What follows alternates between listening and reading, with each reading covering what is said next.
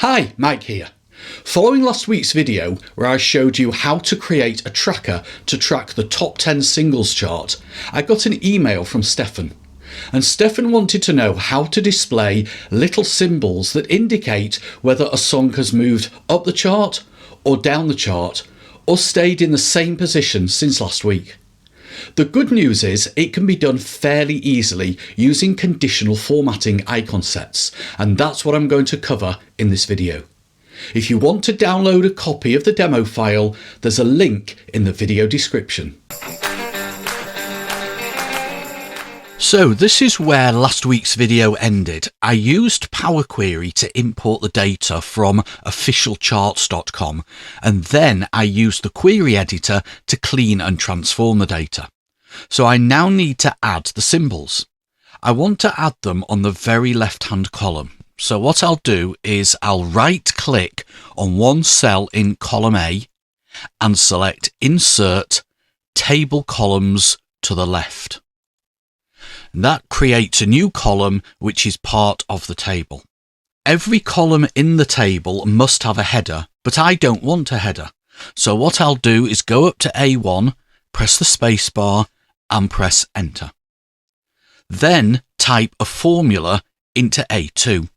And that formula is going to be very, very simple, C2 minus B2. The formula calculates the difference between last week's position and this week's position. A positive number means the song has climbed up the chart. So last week it was 5, this week it's 3. A negative number means it's moved down the charts. Last week it was 3, this week it's 4. A 0 means its position is unchanged. This week's number 1 was also last week's number 1.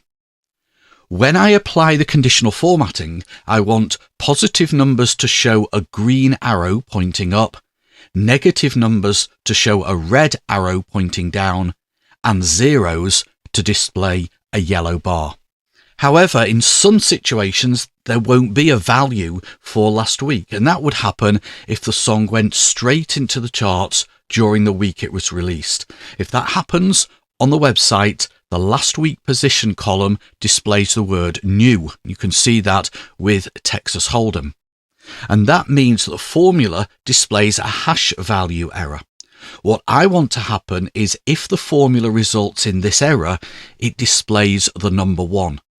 I could have picked any positive number, but I chose 1. The logic behind this is that I want it to show an upwards arrow, so it needs to be a positive number.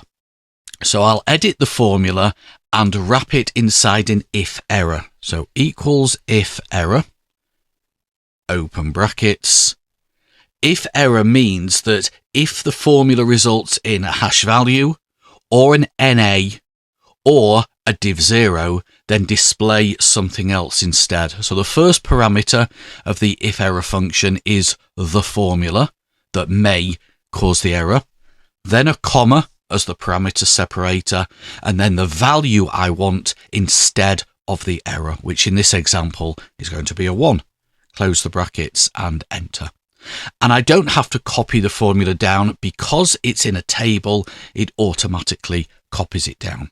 So now I've got the formulas, I want to display icons or symbols in those cells in column A. So I select A2 to A11, and on the Home tab, go up to Conditional Formatting, Icon Sets. And for this demo, I'm going to go for the second icon set in Directional, which is the little arrowhead, so I'll click on that. I would say 9 times out of 10, when you apply icon sets to a cell or a range of cells, it's not got the logic right. And that's the case here as well. It may look right, but for example, on row 10, we've got a yellow bar, and that should be an up arrow because it's a positive number. So what I have to do is select those cells, go to Conditional Formatting, and go to Manage Rules. When you apply conditional formatting to a cell or cells, what Excel does is creates what's called a conditional formatting rule. And if you need to change the setup of that rule, you go into Manage Rules, You select the rule, which here is the icon set, and you click Edit Rule. And what I'm going to do first is change the type from percent to number. Percent is the default. And then change these settings here.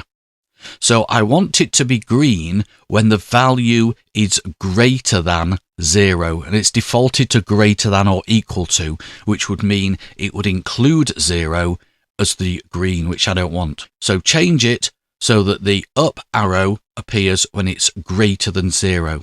I don't need to change the other two. Automatically, it's made any changes it needs. So the red arrow will be displayed when the value is less than 0. And the yellow bar will be displayed when the value is exactly 0. Click on OK and OK again. And you can now see that we have the correct icon against each value. And if those numbers in column A changed, then those icons will update as well. The final thing to do is to hide the numbers in column A. So I'll reselect the cells, go back to conditional formatting, manage rules, edit that rule, and tick the box that says show icon only.